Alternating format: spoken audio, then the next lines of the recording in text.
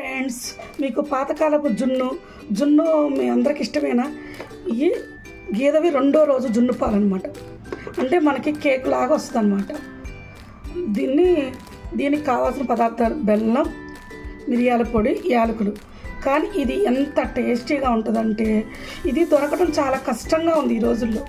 వెనకేంటంటే ఇంట్లో పాలు ఉండేది, దానివల్ల ఏంటంటే చాలా పాలు ఉండేవి. ఇప్పుడు ఏంటంటే మనకి ఇది చాలా బంగారంతో పోటీగా అయినట్టుంది జున్ను పాలు.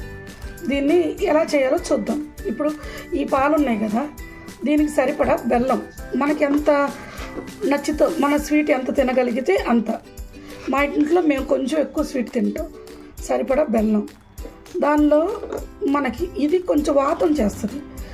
జున్ను ఏంటంటే తినడానికి ఎంత టేస్టో ఇది అంత అన్హెల్దీ అనమాట. ఇది కొంచెం దానికి మనం మిరియాలు వేస్తాం, కొంచెం యాలకులు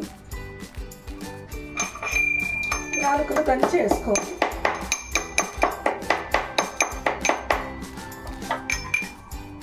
దీంట్లో ఇంగ్రీడియంట్స్ తక్కువైనా మంచి టేస్ట్ వస్తుంది ఫ్రెండ్స్. దీన్ని మనం బాగా కలుపుకోవాలి,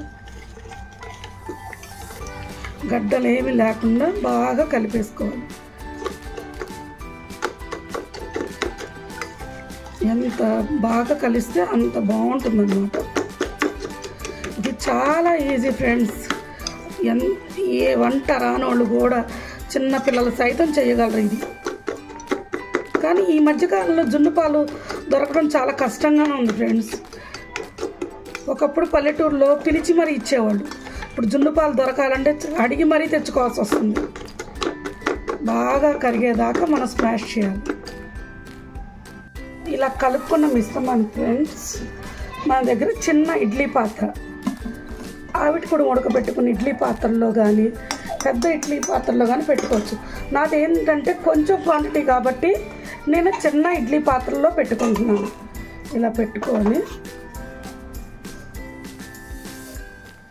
స్టవ్ అంటించుకొని ఒక పావు గంట సేపు ఉడకనివ్వాలి. దాకా ఇడ్లీ పాత్రలో పెట్టుకున్న జున్నుని మనం టెస్ట్ చేసుకున్నాం.